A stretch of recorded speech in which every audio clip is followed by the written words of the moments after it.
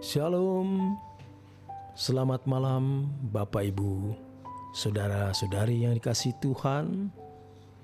Menyertai istirahat kita malam hari ini, kebenaran firman Tuhan berjudul Bersama Memikul Beban. Kalau mengikut Tuhan Yesus, kita harus hidup seperti Dia hidup. Ini merupakan suatu kemutlakan yang tidak bisa ditawar. Pada umumnya banyak orang masih egois dan duniawi, yaitu masih mau menikmati dunia sama seperti anak-anak dunia menikmati dunia ini. Banyak orang merasa bahwa apa yang dimilikinya adalah milik mereka sendiri.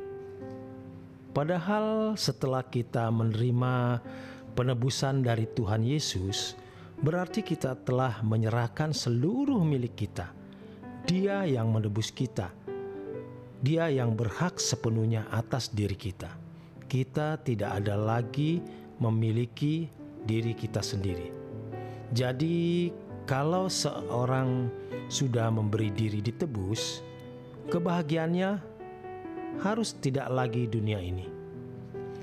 Jika masih menjadikan dunia sebagai kebahagiaannya, kita akan gagal menerima keselamatan yang Tuhan sediakan dan berikan itu.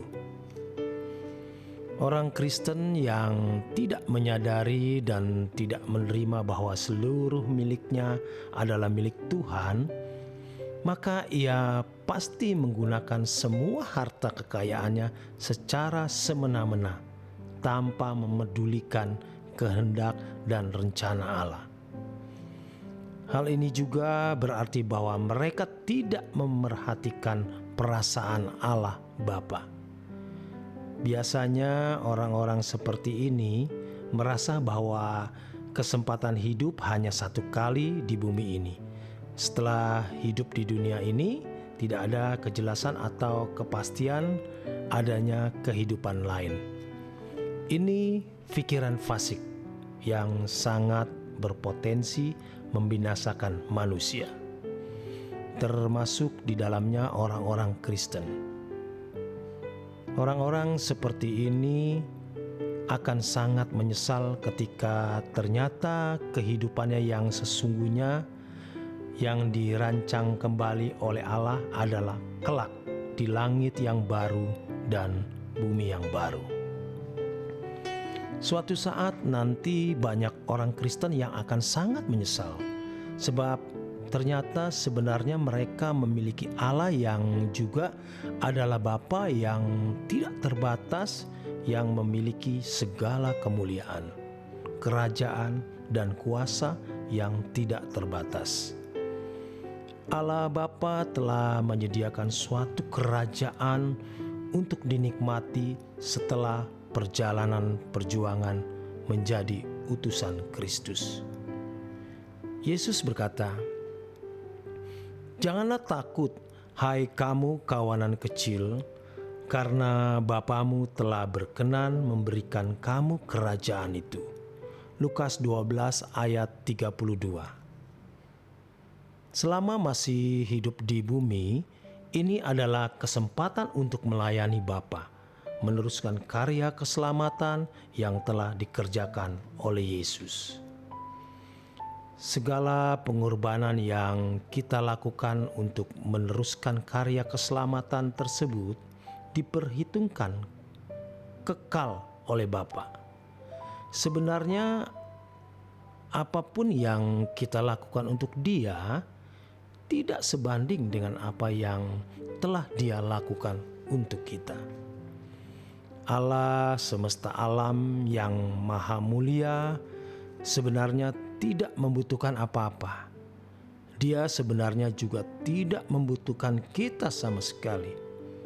Namun kalau Allah Bapa berkenan melibatkan kita dalam rencana-rencananya, seperti Bapa melibatkan putra tunggalnya, adalah suatu yang sangat luar biasa. Di sini kita menemukan kehormatan sebagai anak-anak Allah untuk bisa menanggung beban bersama putra tunggalnya. Oleh sebab itu, sudah saatnya bukan kita yang menuntut Allah untuk memberkati dengan berkat-berkat jasmani dan memuaskan kita dengan segala kesenangan versi kita sendiri. Kita mestinya tidak lagi memberi persembahan dengan catatan demi memperoleh balik berlipat kali ganda. Sudah saatnya gereja tidak lagi sibuk dengan persembahan persepuluhan, persembahan buah sulung, janji iman berupa uang dan sejenisnya. Sekaranglah saatnya gereja mengarahkan jemaat dan para pelayan Tuhan untuk menjadi dewasa, yaitu memikul salib bersama Yesus. Menjadi Kristen itu berarti harus menjadi seperti Kristus, yaitu menjadi anak-anak Allah yang mengerti kehendak Bapa untuk dilakukannya dan rencananya untuk diselesaikan. Dari hal ini, seseorang dapat mengerti dan memahami bagaimana menghayati kehadiran Allah secara tepat dalam kehidupan yang menghayati kehadiran Allah melalui mempelajari Alkitab. Melalui perjumpaan dengan Allah setiap hari dalam doa dan melalui pengalaman hidup, Allah mendewasakan kita. Kita pasti memiliki kecerdasan rohani.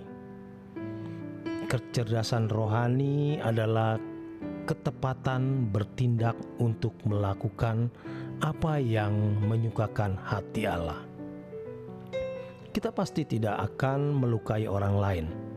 Kita juga tidak mungkin merugikan sesama.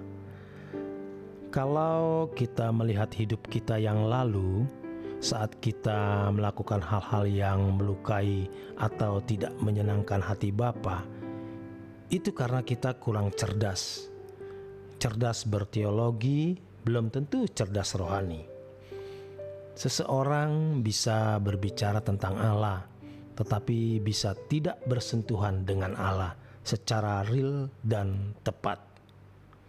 Itu membuatnya menjadi tidak cerdas. Oleh sebab itu, hendaknya kita menghidupkan Allah dalam hidup kita. Itu adalah agenda kita satu-satunya, bukan salah satu agenda hidup kita.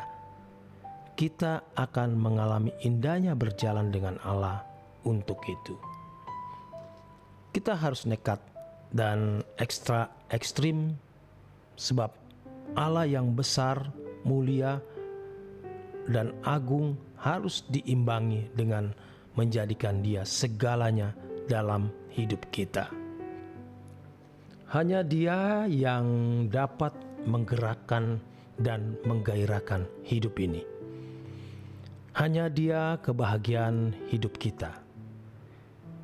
Tidak ada yang berharga dalam hidup ini jika dibandingkan dengan Allah.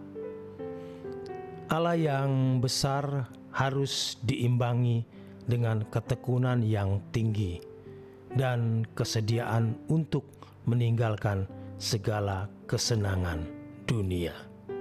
Selamat malam, selamat beristirahat, Tuhan memberkati.